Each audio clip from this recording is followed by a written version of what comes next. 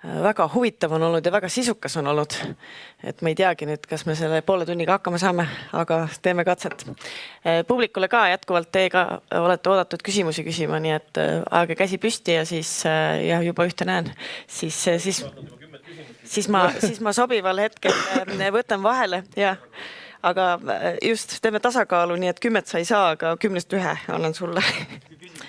Aitäh, äärmiselt huvitav oli, et väga palju küsimusi ärkas minu peas ka, aga ma kõigepealt küsiks teie kõigi käest ühe natuke isiklikumat laadi küsimuse, et te kõik rääkisite vaadet, üks riigi poolt, teine kohaliku omavalitsuse ja teaduse vaadet, mis teie isiklik vaade on? Et mis on rohepööres sinu jaoks? Kas seda mõtteviisi, mida ma praegult Rait sinu käest kuulsin, kas oma elus ka rakendad? Üsna palju jah, selles mõttes, et ma ikkagi võimalikult palju taaskasutan, teen nii neid asju, mida ma oskan. Ma terrassimööbli tegin näiteks ise ja seda tegin ehituspuidust, mida muidu pannakse kuskile alust alla. Ma sain selle sõbra käest, tegin ta ilusaks, nägin vaeva, ehk siis üritan ja selles mõttes ka jäätmete osas, kuigi ma tean, et ta jõuab ühte auku, aga siis ma ikkagi sorteerin ära just sellepärast, et kunagi äkki või süsteem hakkab toimima. Aga üldjuhul jah, ma võimalik palju, et ütleme igat väikest asja poodi ei lähe ostma ja katsud nii-öelda ka looduslikul poole pealt toituda, et ma jahimees ja kalamees, et ma alati võtan pigem selle aja ja tean, et see küll on kallim kokkuvõttes heas mõttes, finantsiliselt kallim, aga ikkagi ise püütud kala või metsloom on alati parem ja loodusele ka nii-öelda regulaator natukene. Lähe. Ja ma arvan, et see on nii läbi põimunud iseendaks olemisega, et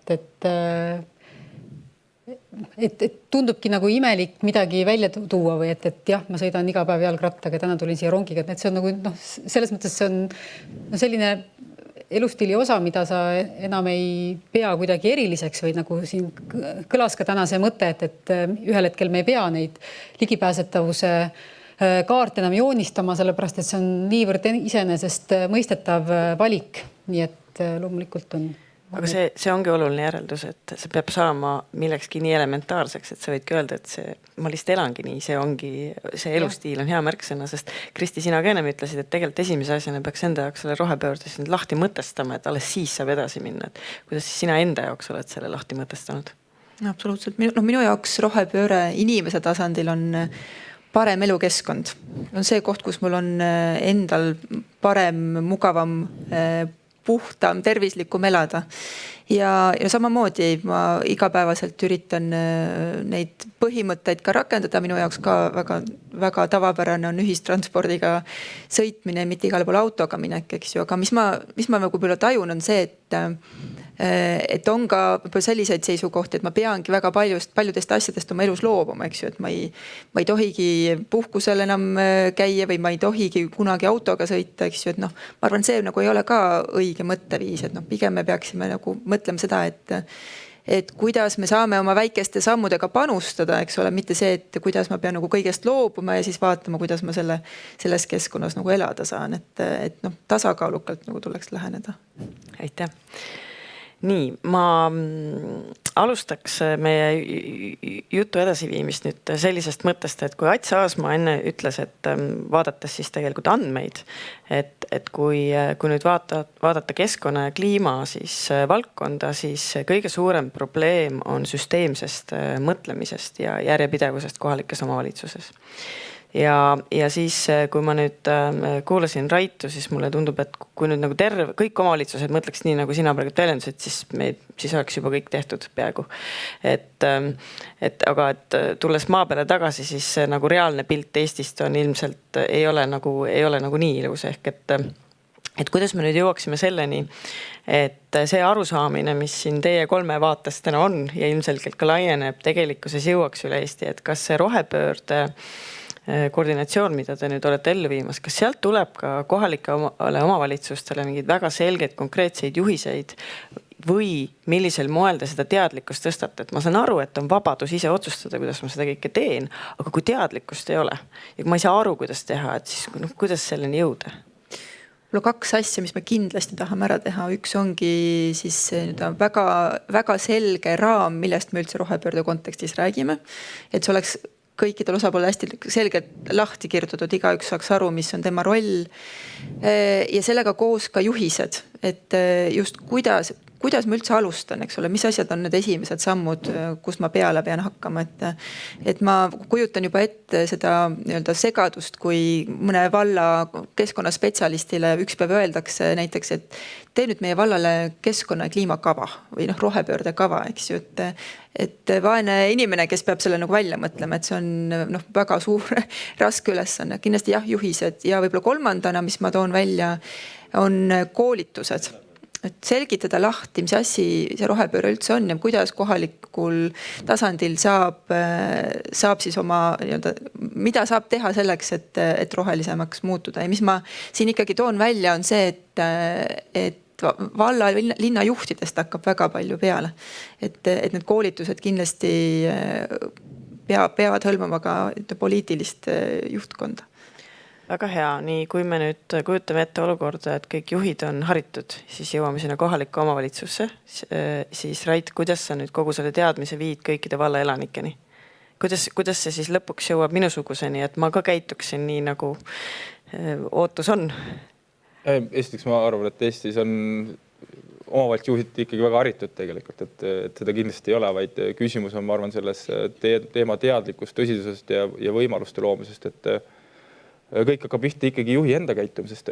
Ja ma arvan, et täna rohepöörde kontekstis ühiskonnas kodanikud ise on suhteliselt teadlikud juba. Et pigem on küsimus see, et kuidas selle aparaadi omaks teha. See, et meil on see põhimõte, et ütleme samamoodi minul on kogemus, et kui me räägime ligipääsetavusest ja võrdsusprintsiibist, et kuidas sa teed oma ametkonnale selgeks, et see on nende põhimõtted, millest me lähtume. Ja selle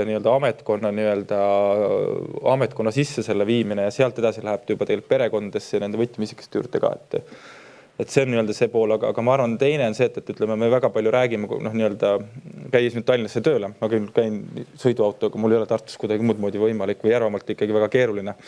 Aga see, et hästi palju suuri loosungeid on, et teeme igasuguse kavasi ja möllame ja vabandust on, et tegelikult on reaalseid näiteid vaja. Viljandi linna peal on vaja konkreetset näidet, mida ma saan teha, konkreetset asja. Teine minust me peame vaatama, mida nad täna juba teinud on öelda, kuulge, tegelikult see on jumala roheline teil öelnud.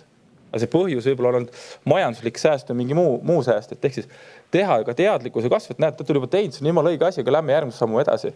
Et ma ei paneks rõhku sinna meeletud kliimakavadele, sest ma ei oska öelda, palju Eestis on neid omavalitsusjuhte, kellel arengukava, tegevuskava näiteks on oma portfellis, et minul läks aega olla 7 aastat vallavanem, kui ma lõpuks tehti mulle selgeks, mul oli väga hea abivallavanem, kes arengu täitmise eest ja koostamist vastutas, kes siis lõpuks tegime selgeks, kuule, et sõbrak, et sul on vaja seda, et see on töödokument.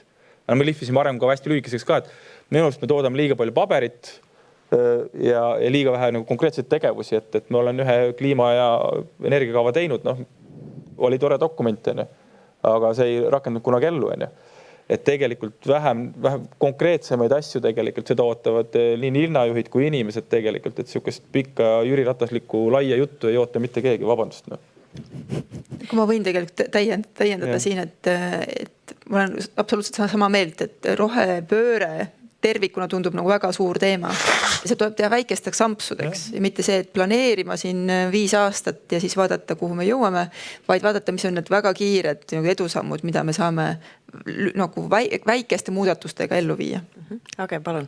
Ja ma olen mõlema eelkõnelejaga nõus. See mõte on olnud minu peas väga pikalt ja need protseduurid, mida ma enne ka välja tõin, et kas need protseduurid on just kõige mõistlikumad alati, mida me küsime, et kas see fakt ise, et me oleme mingi kava nagu loonud, tähendab ka tulemuslikkust ja tähendab ka tegelikku muutust ja tegelikku mõju, et tahaks siin nende mõõdikute indikaatorite näha palju rohkem seda sisu, aga kindlasti on omavalitsused täna sellises keerulises ja natukene nagu pea lahti, et ei saa tegelikult täpselt aru, et mida tegema peavad. Ja ülikoolis meie oleme jällegi selle koolitaja rollis ja seal on samasugune seis, et kuidas me tagame selle, et kõikide valdkondade lõpetajad saavad aru, et mis on nende erialal need võtmeküsimused, mis haakuvad rohepöörde või keskkonnateemadega ja kuidas nemad saaksid oma valdkonnas muutuseid sisse viia ja otsuseid langetada niimoodi, et see on ka kestliku arenguga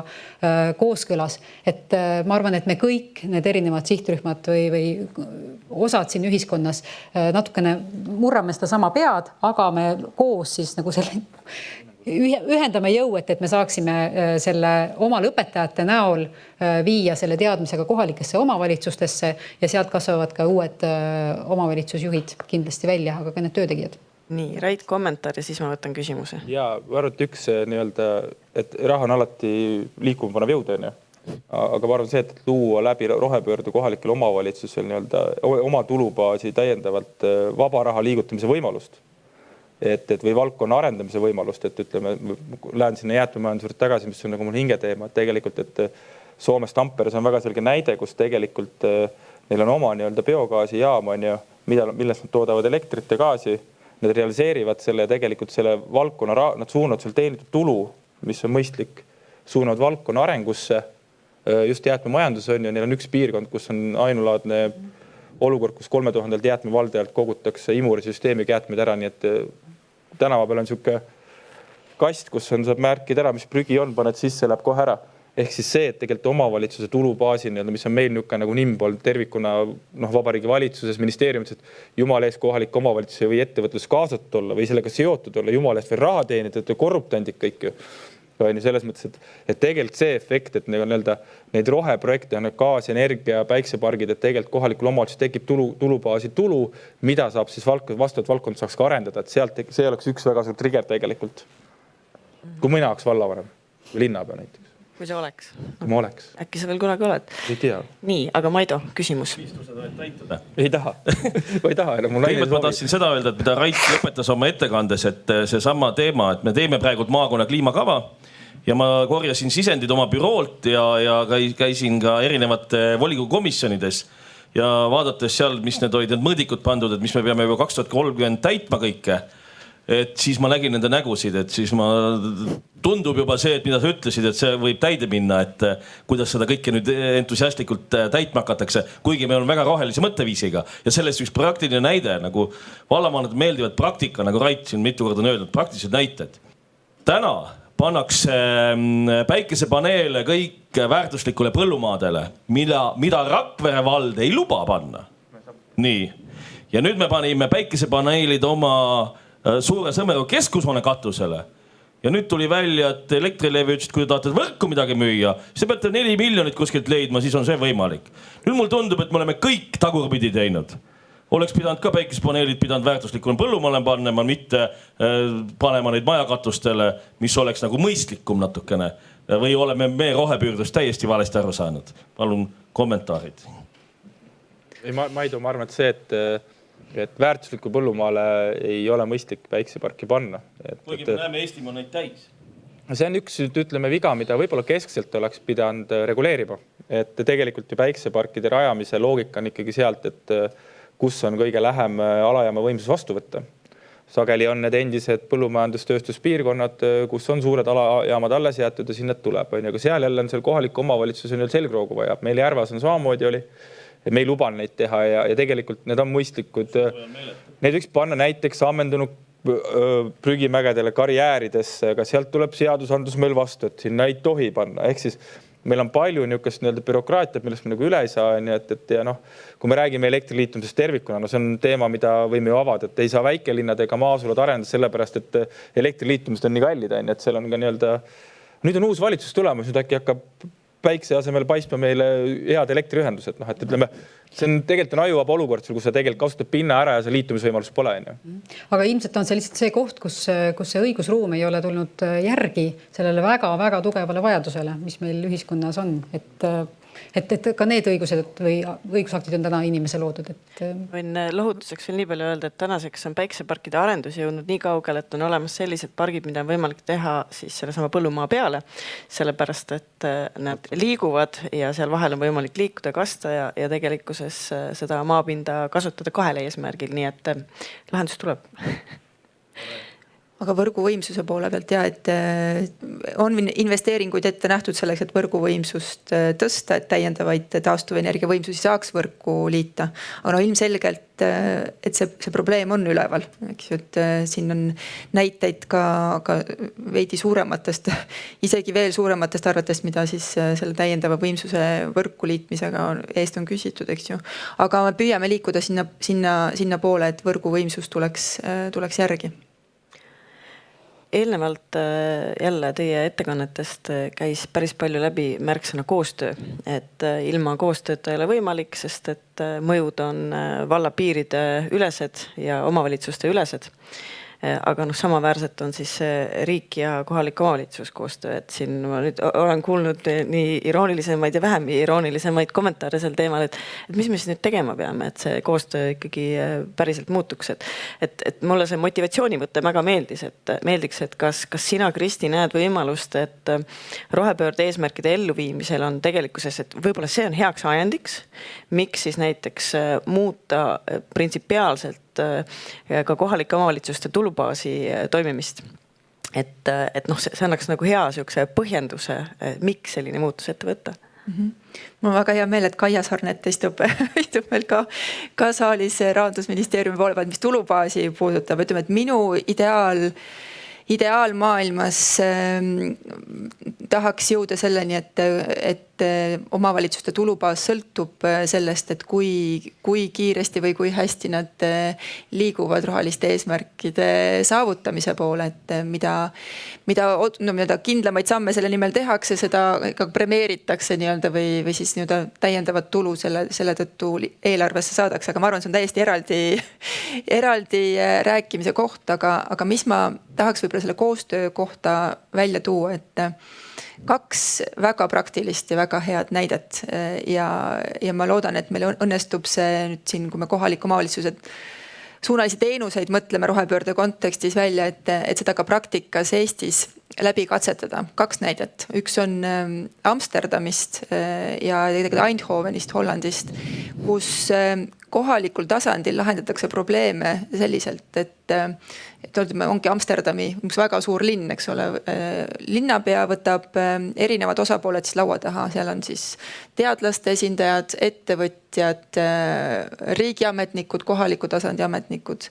Ja selle asemel, et panna ette, et mul on vaja siin linnas aastaks 2030, ma ei tea, kasvuhoonegaase vähendada nii või nii palju, ta tõlgib need eesmärgid väga praktilisteks küsimusteks. Näiteks ütleb, mul on siin piirkonnas probleeme, et mul on kõrge õhusaaste, mul on, ma ei tea, puudulikud rohealad, mul on mingi teine, 3. probleem.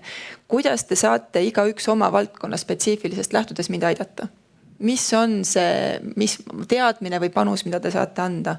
Et need PPP projektid, kuidas neid praktiliselt sellisel viisil panna toimima? See, et me kaasaksime kõiki erinevaid osapooli spetsiifiliste probleemide lahendamiseks. Minu meelest väga intellektuaalselt juba väga huvitav küsimus. Ja teine näide on see sama Tampere näide, kus jäätmemajanduse korraldamisel seal piirkonnas, just, eks ju, et erinevate omavalitsuste esindajad on eraldi, eks ole, volikogude esindajad tulevad kokku, otsustavad ära, eks on, mismoodi me oma jäätmekäitlust korraldame ja kõik, eks ole, rakendavad samad printsiipe omavalitsused. Nii et need näiteid on väga häid. Me loodame üles noppida, Eesti konteksti panna ja sellega seda teadmist laiendada, et kuidas seda teha. Okay. See, et kohalik omavalitsus jääb väga sageli liiga väikseks üksuseks, et need protsessid ise on ka mitte ainult, et õhusaaste ei ületa omavalitsuse piire, aga inimesed liiguvad, vesi liigub ja nii edasi. Meil on kanalisatsioon, veevärk, jäätmekäitlus, tarneahelad ja nii edasi. Et kas sina või riik tegelikult näete ka taas üles tõusmas tuhast meie maakonna tasandit kui sellist teatud koosloome või koostööformaati, et kuidas me saaksime linnad või ütleme siis keskusasulad ja tagamaad panna rohkem ühiselt hingama ja koostööd tegema, leppeid sõlmima, protsessi juhtima niimoodi, et meil ei ole igaüks oma tsaari tsaar oma tsaaririigis. Me teemegi maakondlikke kliimakavasid. Mitte ainult nemad, Harjumaa teeb ka, Tartumaa teeb ka. Ma paneks veel siia nüüd ühe...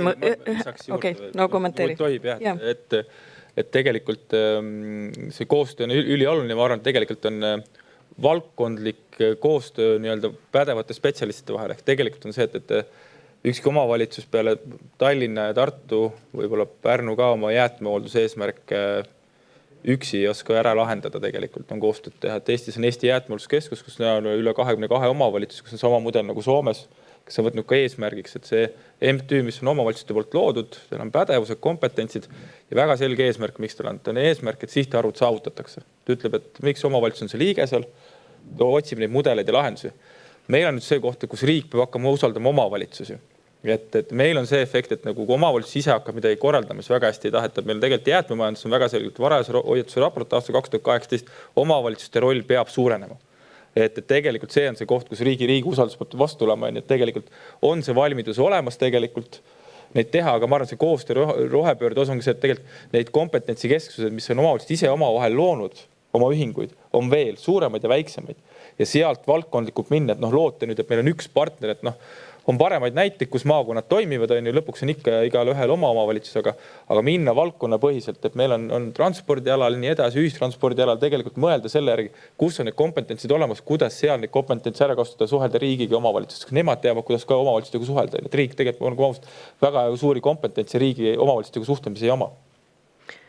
No tooks nüüd ühe mõõtme siia veel juurde, et me rääkisime koostööst riik-omavalitsus, aga majanduse mootor ja töökohtade pakkujad omavalitsustes on ettevõtted. Et kuidas see nüüd siia pilti mahutub, sest ma ütleks, et ei lähe mööda nädalat, kus ma ei kuuleks mõnda ettevõtjat rääkimas, et ma ei saa nüüd seda rohelisemat versiooni teha või seda investeeringut teha sellepärast, et teised teevad vanamoe edasi ja ma tegelikult kaotan. Et see eeldab ka ikkagi väga suurt mõtteviisi muutust ja kokkulepete tegemist, et mida omavalitsused saavad teha selleks, et siis seda positiivset muutust ka ettevõtjate vaates nügida. Ma tõusin siin hoopis ühe teistsuguse näite selles. Mõni aasta tagasi sattusin olema sellisel koosolekul, kus viibisid Kopenhaageni linna ja lähiomavalitsuste esindajad ja kõik sealsed liikuvusteenuste pakkujad alates tõukeratastest, jagatavate autodeni kuni ühistranspordi vedajateni. Ja väga palju just otsiti selliseid madalal rippuvaid vilju, millega saaks nagu suuri muutuseid kiiresti ellu viia. Ja see on hästi tehnoloogia nagu rikas sektor. Ja sageli sellised uued arendused toimuvad kohtades, kus on inimeste tihedus ja tarbijaskond klientuur taga ja jäävad tähelepanuta need piirkonnad, mis asuvad kas tagamaal, aga ka linnas kaugemates piirkondades, kui on tegemist suuremate linnadega. Ehk kuidas saab ka omavalitsus motiveerida ettevõtjaid pakkuma teenuseid hõredamalt tasustatud piirkondades ja mis on siis need ettevõtte eelised seal toimetamiseks ja miks ettevõtted peaksid siis tahtma tulla kaasa ka nagu linnasoovidega, et oma teenuse kujundamisel, olgu see siis tõuksi kiiruspiirang või mingisugune muu kättesaadavusteenus ehk, et need lahendused toimuvad ka just, et kuidas me saame seda teha küsimuste küsimise abil koos laua taga ja just sellises positiivses õhkkonnas. Ja nüüd siis just paar nädalat tagasi oli nii-öelda selline nagu järelüritus või järelviide sellele varasemale kokkusaamisele, kus siis Kopenhaagen ütlesid, et konkreetselt just sellel kohtumisel oli väga suur mõju nende enda linnalise liikuvuse ja teenuste pakkumise arengule. Nii et sellised koostööformaadid, avatud koostööformaadid toimivad. Ma hiljuti käisin raamatukogude aasta raames ühes Eesti linnas, kus kohalike elanikega tekkis elav diskussioon just nende roheliste eesmärkide saavutamise nimel. Seal oli siis ka linnavalitsuse esindaja. Ja mis ma väga selgelt nägin, on see, et inimesi ei huvita, kui need näevad mingit keskkonnaprobleemi oma kodukohas, neid ei huvita, kelle ülesanne seda on lahendada. Et antud kontekstis neil oli või mure või probleem, et miks neil linnas asuv üks kohvik ei sorteeri oma prügi. Ja siis nii-öelda, ega neid ei huvita, et kas see on, ma ei tea, linna mingil pinnal asuv asutus, kas ta on kuskil erapinnal asuv asutus. või kelle mure seda lahendada on, eks ju, aga nad tahavad, et nende linnas oleksid kõik nii-öelda ühistel väärtustel põhinevad nii-öelda ettevõtjad ja omavalitsused, eks ju, või asutused. Et kuidas sinna jõuda, jah, et kõik need nii-öelda põhimõtted, mis siis vallas või linnas on võetud, seda järgiksid ka ettevõtjad, kes seal toimetavad. Minu jaoks on ka see nagu küsimus, ma võib-olla isegi Rait oskab sellele paremini vastata, et kuidas sinna jõuda. Ei, ma nüüd ka kõiki vastuseid täna ei tea, aga üldjuhul ma tean, aga arvan, et ma mõtlesin nagu suuremas skaalas, et nagu suur, ütleme väikeettevõtte puhul üks on see nii-öelda, kui me räägime keskkonnast, alati aitab see, et ütleme, kui seal kogukonnas juba on see, et miks ta ei tee, et ütleme, et see surve, et miks sa ei tee, ära külastada kohvikut ja las jalgadega hääletada selles mõttes, kes ei ole võtnud omaks meie väärtusi kogukonnas, siis neid ei peaks ka majanduslikult toetama läbi ettevõtluse. Aga tervikuna ma arvan, et seda probleemi nagu väga selles mõttes ei ole seda olukorda, kus nii-öelda rohelisema tehnoloogia tulla ja konkureerida nii-öelda siis vana tehnoloogiaga, mis on odavam ja sisse käinud. Seal ilmselgelt on seal vaja mingisugust riiklikku toetusmeedet, seda turu olukorda muidu ei muuda, aga teistpidi ma arvan, et kõik ettevõtjad, kes ka täna tulevad isegi, nad saavad aru, et omavalitsused on rohkem avatud sellele, kus on keskkonna mõju võimalikult väike, et see nagu lendab paremini, kui keegi, ma ütlen, ka probleem on selles, kui sa tahad täna teha ka, ma ei tea, kanalat kuskile, kes Eestisse ikkagi ilma kisata vist ei tee midagi enam. Et natuke jälle see efekt on liiga hulluks läinud, et kanal ei pea olema nii, nagu ta vanasti oli, et see võib olla ka väga moodne ja loomadele vabakasvatus ja nii edasi. Et ma olen vanas kinni, aga seal on, ma arvan, riiklik efekt, et turule siseneda, aga teistpidi ma arvan, et kõik ringmajandusega seotud ettevõtted on ju siis tegelikult neid ju oodatakse ikkagist tegelikult. Toon tegelikult veel ühe hea näite, mis mul tuli meelde hiljuti. Ale Kokil on väga selline juht, kellel on rohepöörde eesmärgid väga tähtsad, eks ju. Ja üks asi või üks otsus, mis nad hiljuti tegid, nad võtsid Baltikumis kasutusele esimese elektril sõitva kaubiku, mis siis hakkab neil kaupa laiali vedama. Ja siin ongi nagu küsimus, et kuidas siis selliseid ettevõtteid saab kohalik omavalitsus, milliseid eeliseid regulatiivselt ta saab neile anda, eks ole, et nad ise näiteks tõid välja seda, et nad loodavad, et kui näiteks linn on kehtestanud piirangu, millistel kellaaegadel tohib mingisse tsooni siseneda kaubaveoks, siis elektrisõiduk, mis sõidab täiesti vaikselt, eks ju, et nemad saavad tõenäoliselt, loodavad saada regulatiivselt mingisuguse eelise, et nad tohivad nendesse tsoonidesse, müravabadesse tsoonidesse siseneda, eks ju. Et vaat sellised regulatiivsete meetmetega saab anda eelist nendele ettevõtetele, kes on keskkonnateadlikumad kui võib-olla teised.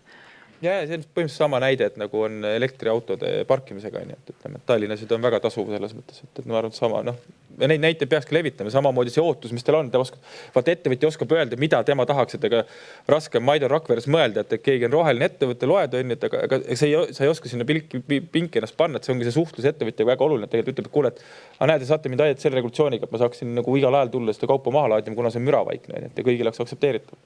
Ehk et präänik ikkagi tundub parem kui piitsameetod, et pigem ikkagi soodustame seda, et need, kes on tublid, saavad premeeritud ja seeläbi ehk inspireerivad ka teisi nendele muutustele. Nii, aga vahepeal on tulnud küsimus. Ott tahab küsida. Jah, aitäh. Ma küsin, et on 52 omavalitsus, kes teevad oma üldplaneeringud, et on need liitunud omavalitsused. Küsin, et kas Tartu Ülikooli teadlaste poole on pöördutud ka näiteks planeerijate poolt, kes neid uusi arengukavasid teevad, et praegult oleks ju üldplaneeringusse väga mõistlik planeerida ära ka tootmisalad, mis tegelikult on omavalitsusele vajalikud ja kas see rohepöörde komponent jõuab ka üldplaneeringusse? Aitäh. Et üldplaneeringute teemaga meil osakonnas tegeletakse väga selgelt ja siin on kompetents olemas. Meil on ka oma selline väike hunt Kriimsil Pillemetsapalu, kes on nii ülikoolis tööl kui ka esiplaneerija Eestis. Ja selles mõttes see käib planeerijate ühingu kaudu. Ülikoolil ja planeerijate ühingul on omavaheline tugev koostöö konkreetselt tootmisüksuste planeerimise otsuste kohta. Ma ja vastuse võlgu, sest et isiklikult ei tegele üldplaneeringute koostamisega, aga võin tõesti kinnitada, et see koostöö on väga hea. Ma siis kommenteerin ka kohe, et üldplaneering võimaldabki tegelikult ära määrata tootmisalad, eks ole, et kui me räägime taastuvenergeetikast ja just mida minu hea kolleeg Rait tõi välja, et meil on ju need kasutatud kaevandusalad Ida-Virumaal ja me lõputult jangutame selle ümber juba 10 aastat, ühesõnaga, et sinna ei või tuulikuid panna ja sinna võib-olla ei või päikseparke ka luua. Aga täna tegelikult päiksepargi tehnoloogia on uuenenud, et meil pole enam neid põllumaid vaja. Ja Maido, usu mind, need päiksepargid sealt põllumaadelt lähevad ära, sest väärtuslik põllumaa on toidu tootmiseks vajalikum. Et siin majandus teeb ise korrektiivid. Aga täna meil ju TalTechis toodetud välja uus tehnoloogia, mis tegelikult ei vaja enam mingisuguseid aluseid, vaid seda saab teha juba otse tootele, otse katusele, otse fassaadile.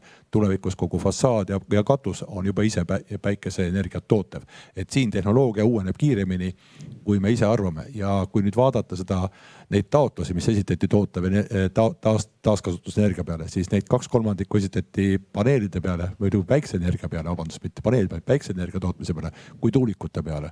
Ja loomulikult see maismaa ressurss tuleb enne ära kasutada, kui minna mere peale.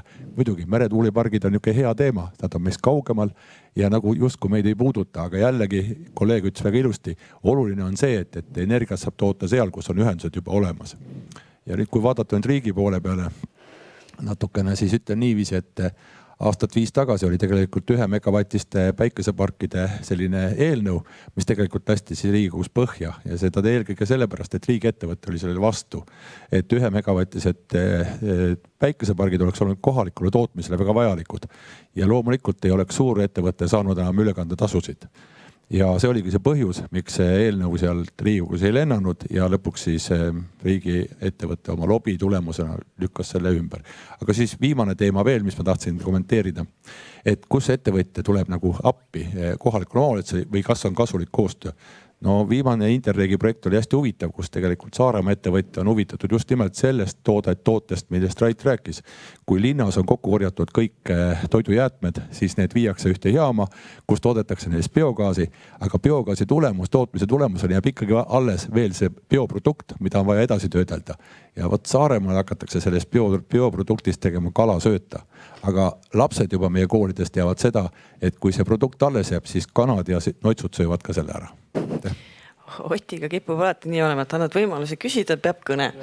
Rait tahtis kommenteerida. Ott tegi ikka väga hea kõne ja väga hea näide, aga ma arvan, et see on üks tööriista mõte on, et see rohehangete küsimus, et mis meil rohehankes nagu nõuetina on, et ütleme, see ei ole nagu sunnimeede, vaid täna seal on 5 nagu valdkonda, kontoritehnika, nii edasi, hästi kitsas. Eelmine keskkonnaminister arutas ka kohaliku omavalitsuse esindajatega, et mis see võiks olla. Et tegelikult ka see, ma arvan, üks tööriist riigi poolt, et rohehankeid viiakse läbi, et ka kohalike materjali kasutatakse rohkem. Ja teine riigil ka oma regulatsioone muuta, et ütleme, täna on väga suur kaevandamissurve meil Harjumaal. Et sisuliselt tahetakse külade taha teha suuri auke Rail Balticu rajamise tõttu. Aga samas on meil Ida-Virumaa täis seda kaevanduse jääki, mis on samasuguse materjali vastupidavusega, mis seisavad hunnikutes lihtsalt. Ja tegelikult on see, et me peaksime mõtlema riigina ka riigimehelikult ja mitte nii palju lobiste kuulama selles mõttes, et vabandust, Annika. Ma olen moderaator. Et tegelikult see ettevõtjate lobi ka valitsusse on väga-väga suur. Tegelikult see ainuke, miks on vaja Harjumaal kaevata on täna see, et transpordi hinnaga võidetakse. Looduslikult on see, et mõistlik oleks tuua ta ära, kasutada ta otstarbekalt ära. Samuti on pool koks tegelikult, kui see tuuakse välja, kuu aega ei ole ta, on ta materjal, kui üle kuu aja, siis ta on jääde, sellepärast kuskil on meil seadus. Et jäädet uuesti materjaliks teha pole võimalik. Ehk siis tegelikult väga palju on regulatsioonis võimalik, kus me täna materjali, mis on olemas, saaksime kasutada oma ehitustes, aga me ikkagi lähme oma maapõude ja kaevame rohkem üles. Rohehangetega võiks seda reguleerida, teine vaata iseenda sisse, mis meil olemas on, et see keskkonna teema ütleme, et rohepööre saaks ellu viida, et see rohehangete küsimus on, aga me jõuame ka sinna, et jälle, mis ta maksab, aga nii nagu ka rohepöörde raportis kirjas, et kui täna tundub kallis, siis ta ülehomme on väga-väga kallis juba. Et see on ju skaala küsimus. Täna on sellel teemal võimalik saavutada ringmajanduses kõige suurem efekt. Et me üleüldse nagu ringmajanduse peale üle läheks ja see hinnastamise küsimus, et kui me samal ajal mõtleme, et kui suurt raha paneb riik täna sisse ka Ida-Viru põlevkivitööstuse jäätmete puhastamiseks, Errajõgi, Purtsejõgi ja nii edasi, millised meeletud miljonid sinna lähevad, siis see hinnastamine õigel hetkel oli vale. Ehk et ka täna, kui teha siis neid uusi kaevandusi külade taha, siis ka see hinnastamine on ilmselt vale võrreldes siis selle transpordikulu katmisega. Ehk et väliskulude arvesse võtmine hinnamudelites, mitte ainult riigi... Kogu see, millest on meil puudus tervikuna riigis ja kohalikum vabastuse vahel on see, et kogu elukaare hindamine. Et kas see üks tegevus, mis ma teen, kas see tegelikult on ka nagu keskkonnale säästlik või mitte või tegelikult see kogu elukaar sellel kaevandusel, nagu sa räägid, kogu see spekter kokku, et iga tegevuse juures peaks seda nagu väga selgelt nagu riik hindama. Ja teine ka, mida meil ei ole tegelikult, me oleme keskkonnavaldkond väga, saaste maksab põhimõtted pole meil. Meil tegelikult inimene ei tunneta, eraisik ei tunne ja ka ettevõtja ei tunne täna mingi kohal, et ma saastena maksan rohkem, kui ma rohkem midagi toodan. Ei ole nii tegelikult. Ja meil on topeltmaksustamine tegelikult ju jäätmete osas ka. Et ütleme, et pakendi jäätmed me maksame mitu korda nagu kinni. Tegelikult ettevõtjad võidavad ja tervikuna riigis on nii, et kohaliku omavalitsuste arendamiseks. Vaatan, Mansile otsa antakse 2,4 miljonit jäätmevaldkonna, mis on üldise tulu sees. Aga plastikutrahvi maksame järgmine aasta 27 miljonit. See pole meile probleem. Nii, meil on üks küsimus veel publiku seast. Ja aitäh, Marika Elvest, et ma tahaks ühele Raidu väitele natuke vastu vaielda, et mina ei usu, et inimesed on tegelikult väga teadlikud keskkonnaalasel teadmisel. Ja minul ongi mure ja küsimus, et kas ja kui palju üldse siis omavalitsus peaks muretsema ja tegelema sellega, et inimesed muutuksid keskkonnateadlikumaks, kus kohalik omavalitsus selle teadmise saab, kes üldse riigis sellest vastutab, kes vastutab selle eest, et need õpetajad läbi mõtleksid, et see noorsootöö kaudu jõuaks meie noorteni, et mis siin ikkagi need ootused siis kohalikule omavalitsusele selle teadlikkuse tõstmise osas on ja kus kogu selle teadlikkuse saab? Kristi oskab vastata ehk sellele, jah? Ja teadlikkus, seal on ka mitu poolt, eks ju, et ongi haridusasutustest hakkab üks osa peale ja siis riigipoolne teadlikkus ja siis ka kohaliku omavalitsuse poolne teadlikkus. Et kõiki neid kolme võib-olla ei jõua me läbi käia, eks ju, aga ma võib-olla ütleks, et siin on nii-öelda see koht, et kuidas me seda sünergias saame teha. Et ütleme, et üleriigiline keskkonnaalane teadlikkus, ka siin need tegevused vajavad paremat läbimõtlemist, eks ju, et kuidas me erinevatesse kanalitesse saame paremini süsteemselt ja läbimõeldud infot jagada. Ja samamoodi kohalikul tasandil, et selles samas linnas, millest ma enne rääkisin, võib-olla seal on hea näide, et inimesed seal konkreetses linnas oli ära vahetatud tänavavalgustus ja see toimis imehästi, hoidis linnale väga palju kulusid kokku, aga inimesed ei olnud teadlikud, et selline suur investeering keskkonna heaks on tehtud linnas. Ja küsisid, kus see info nagu tuleb, eks ju, et milliste kanalite kaudu seda nagu jagatakse, et kui on ainult internetis, siis kõik ei saa ligi, kui on ainult valla linnalehes, sealt seda kõik ei loe. Et millised kanalid need on või millised kohad need on, kus omavalitsuses seda infot kõige paremini kus see kõige paremini liigub, eks ju. Ja siis ütleme haridusasutusteni välja, et see on täiesti eraldi plokk muidugi, millest rääkida. Aga kas mul on õigus, et Keskkonnaministeeriumis on tegelikult ju täiesti eraldi keskkonnateadlikkuse tõstmise sellised eesmärgid ja inimesed, kes iga päev tegelevad sellega? Ja just on küll, jah. Ja ütleme ka õppekavadesse on keskkonnaharidus sisse viidud, aga ütleme, et seal saab veel paremaks seda süsteemi teha, et see teadlikkus kasvaks. Et siin võiks välja tuua juba aastakümneid teada oleva paradoksi value action gap ehk et meil me võime jagada teatud väärtused ja keskkonnahoiu väärtuseid ja meil võib olla väga suur teadlikkus, aga me alati ei tegutse niimoodi, sellepärast et see infrastruktuur, taristu meie ümber ei soosi selliseid valikuid ja me ei pea olema fännid, me ei pea olema fanaatikud, et teha keskkonnaalaseid valikuid. Ehk siin peab olema riik ja kohalik omavalitsus see, kes tegelikult toob meile selle tingimuse, et keskkonnahoidlik valik on number 1 valik, vaikimisi valik, mõtlemata valik. Ehk et see ei ole ainult tarbija või elanikkonna vastutus ja ei saagi olla ainult meil kõigil on 27 tundi ja me oleme nagu eksperdid teatud valdkondades, aga me ei suuda olla eksperdid kõikides valdkondades, sealhulgas keskkonnavaldkonnas. Ehk et siis see süsteem, infrastruktuur on kindlasti väga oluline raamistav faktor, aga selle teadlikkuse teema ja leviku koha pealt võiks tuua välja siis sellised sotsiaalsed ja mitteformaalsed struktuurid. Ehk et kui meil on ka elanikena häid näiteid, mida me jagame omaenda tutvusringkonnas, siis ka need levivad suurepäraselt samamoodi siis vallajuhtide tasandil näiteks või ka siis riigi sektori asutuste vahel. aitäh, tõmbame otsad kokku, aeg on täis saanud, kuigi me võiksin veel vist pikalt jutustada, mulle tundub. Ma lõpetuseks esitan ühe küsimuse, mis võib jääda ka retooriliseks küsimuseks, kui teil tundub, et ei taha vastata. Et kuidas teile tundub, rääkides teadlikkusest, et vähem kui aasta pärast on Riigikogu valimised, kas peaks poliitikute teadlikkuse tõstmisega ka tegelema? Isegi olen üllatunud selles, et tänases valitsuskõneluses ei ole keskkonnakriisi ja rohepööret üleüldse teemadena tõstatatud. Ma mäletan, et kui me õigesti 2017 uuringu järgi oli või 2016 oli siis keskkonnaalaste lubaduste või eesmärkide järgi otsustas 2% valijaid, keda ta valib. Ma arvan, et see tänase number ei pruugi väga palju suurem olla, et nii kaua kui see rühm, kes teeb oma valikuid ka keskkonnaalaselt, ei suurene, siis ta ei ole ka nii fookuses. Et me täna näeme ju, et üha lihtsamad või väga lihtsasti arusaadavad teemad on täna ju laual, et mis keeles me õpetame, palju keegi raha saab. Seda saavad kõik aru. Ja ütleme, et ega poliitikud ju ei paku midagi, mida valijad ei küsi. Et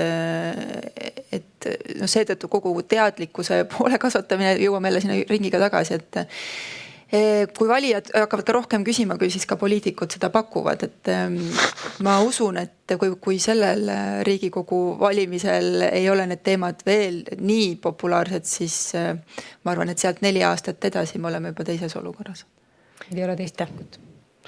Ja roheliseks siis kõik.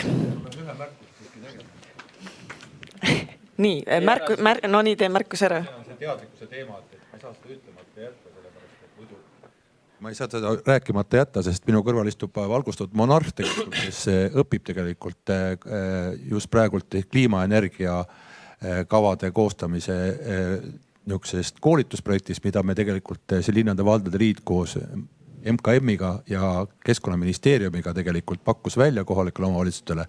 Meil on 3 töötuba toimunud kliimaenergia valdkonnas. Meie õpetajaks on TalTechi, siis Tartu Tera ja KIK-i spetsialistid, et tegelikult need inimesed saavad teadlikumaks selle aasta lõpuks ja sügisel on veel viimane töötuba ja meil oli ka venekeelsetele spetsialistidele eraldi töötuba, nii et kokku 4 töötuba on toimunud ja minu meelest see kliimaenergia valdkond on ka nüüd kohalike omavalitsuste spetsialistidele see mõeldud koolitusega, mis on läbinud, on valmis olema paremad tellijad, juhul kui nad seda ise teha ei saa, aga meil on väga hea kliimaenergia arengu olemas Tartu linnal, Tallinnal ja veel paljudel teistel omavalitsustel. Aitäh.